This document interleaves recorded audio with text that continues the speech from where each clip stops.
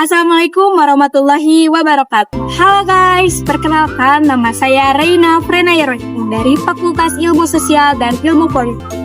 Dan nama saya Muhammad Nabil Gazina Rentro. Dan nama saya Muhammad Iman.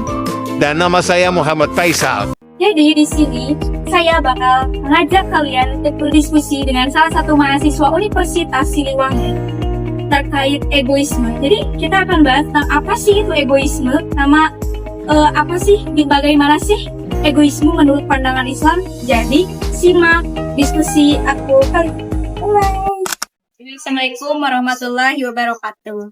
Guys, jadi di sebelah saya sudah ada salah satu mahasiswa Universitas Siliwangi. Sebelumnya, saya Maya Aprilia dari Fakultas Ilmu Sosial dan Ilmu Politik. Kebetulan saya juga mahasiswa aktif semester 3 sekarang. Di sini saya menjadi narasumbernya Reina untuk wawancara. Silakan untuk pertanyaan. Oke, langsung saja ke pertanyaan pertama. Kita akan diskusi terkait egoisme. Oke, siap. Kan egoisme itu salah satu sikap atau konsep yang mementingkan diri sendiri di atas kepentingan orang lain. Yes. Nah, menurut kakak, gimana sih egoisme itu dianggap sebagai sikap yang bertentangan sama nilai-nilai agama? Oke, benar.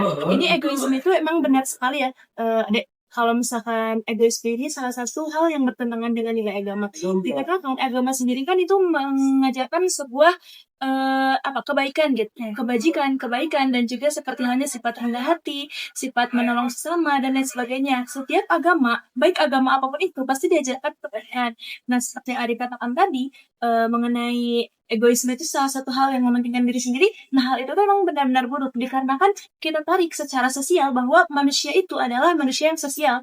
Jadi otomatis kita membutuhkan orang lain. Mau sendirian apapun kita tetap membutuhkan orang lain. Jadi benar, egoisme ini sangat tidak baik gitu untuk agama. Dikarenakan agama sendiri itu sangat juga mengajarkan kebajikan itu sendiri. Oke, lanjut aja ke pertanyaan kedua. Bagaimana agama mengajarkan umatnya untuk mengendalikan hawa nafsu dan egonya? Oke, bagaimana agama mengendalikan hawa nafsu dan egonya? Oke, baik. Jadi setiap agama itu memiliki cara hal untuk menentukan masyarakatnya, pun menentukan rakyatnya ataupun beberapa pengikut dalam agama itu untuk mengendalikan emosi ataupun mengendalikan egonya ataupun mengendalikan salah satu hal yang buruk.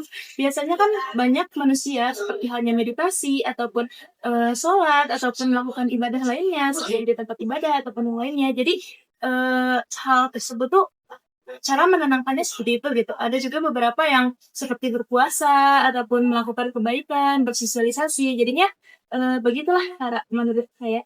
Berarti ibadah itu adalah salah satu cara untuk merendam nafsu dan ego. Betul sekali. Jadi kalau misalkan di Islam itu ada yang mujahadah an-nafs atau kemampuan untuk mengendalikan emosi gitu. Seperti halnya sholat, sabar, ataupun puasa, dan juga kayak mendengar pendapat orang lain. Jadinya kita tidak terikutan oleh emosi seperti itu. Jadinya bagaimana cara emosi kita itu tidak mengendalikan pemikiran kita gitu. Jadinya dengan cara seperti metode. Setiap agama pasti memiliki metode yang lain. Ada gak sih egois yang diperbolehkan?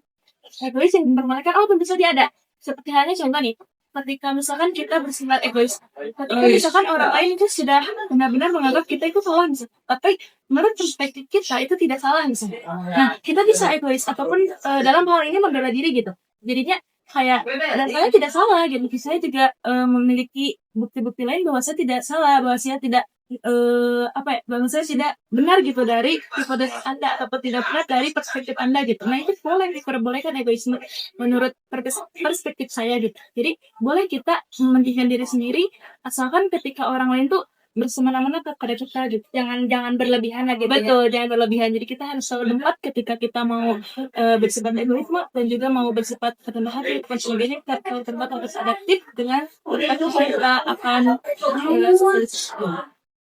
Oke, mungkin udah gitu ya. Terima kasih karena atas diskusinya hari ini. Oke, kalau misalkan ada pertanyaan lain boleh? Ada lain boleh? Udah mungkin. Baik.